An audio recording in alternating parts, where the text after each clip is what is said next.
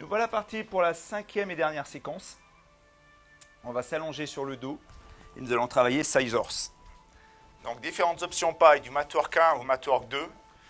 Donc on monte une jambe puis l'autre, d'accord, épaule au sol.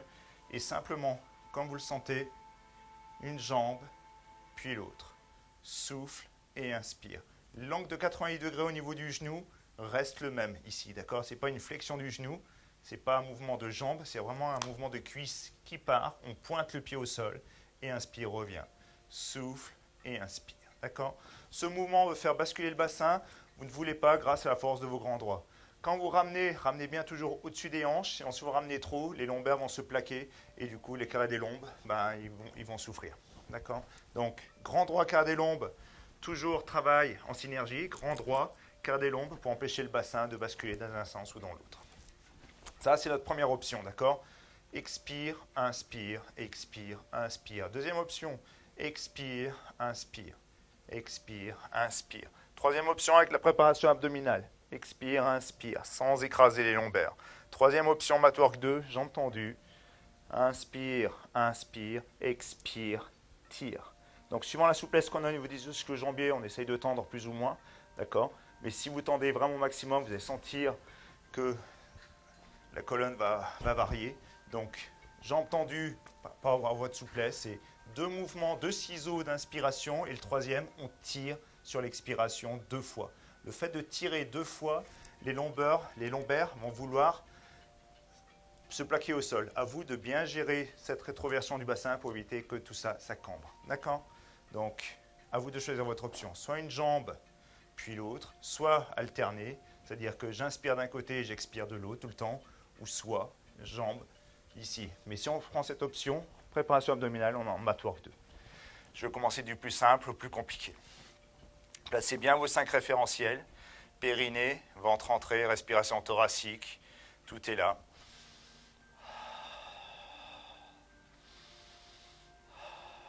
Et quand vous le sentez à l'expiration, un genou puis l'autre, sans faire varier la colonne vertébrale. Prenez votre temps.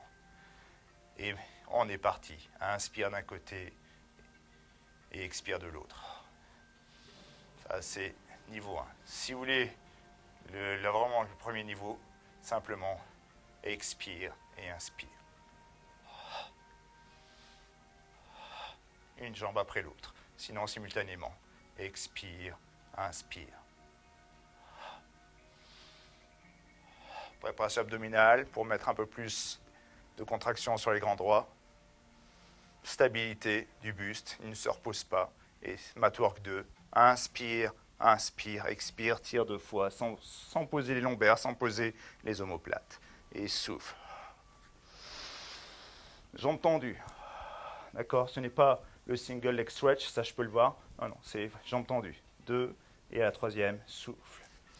10 battements, droite-gauche, ça fait 2. Je refais le niveau 1.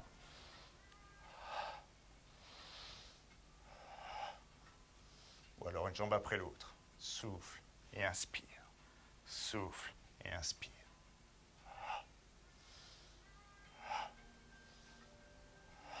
Et une dernière fois. Et on repose un pied puis l'autre. Normalement, la colonne n'a pas bougé. Ça travaille dur. Et on va pivoter sur le côté. Et on va se faire le swan dive. Donc, dès qu'on est sur le dos, rétroversion du bassin. Première option, bras en aile d'avion. Rétroversion du bassin à la force du dos. Souffle et inspire. Pas de mouvement de tête. Vous tenez toujours votre paume entre le menton et le sternum. Ça, c'est notre premier mouvement. D'accord?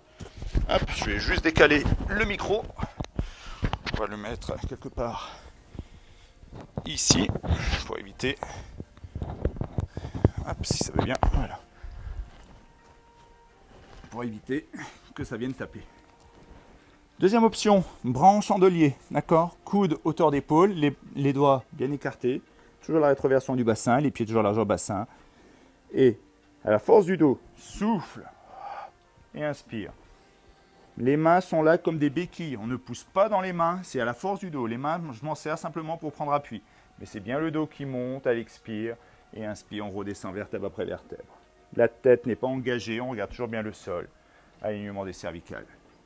Et troisième option, le swan dive. Souffle, inspire, expire, inspire. Avec le souffle.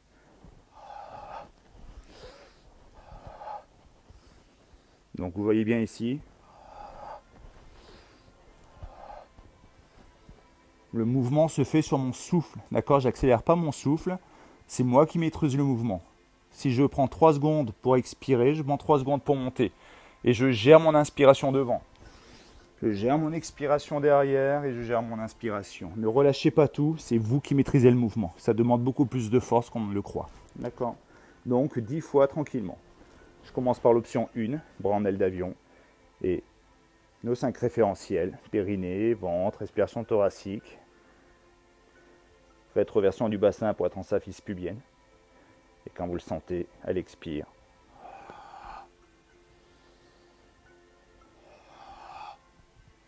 Deuxième option, bras en chandelier. Les coudes bien hauteur d'épaule. Et le swan dive complet. Contractez fort vos fessiers, vos carrés des lombes pour garder la cambrure. Comme les pieds d'un rocking chair. Souffle. Inspire. Expire. Inspire.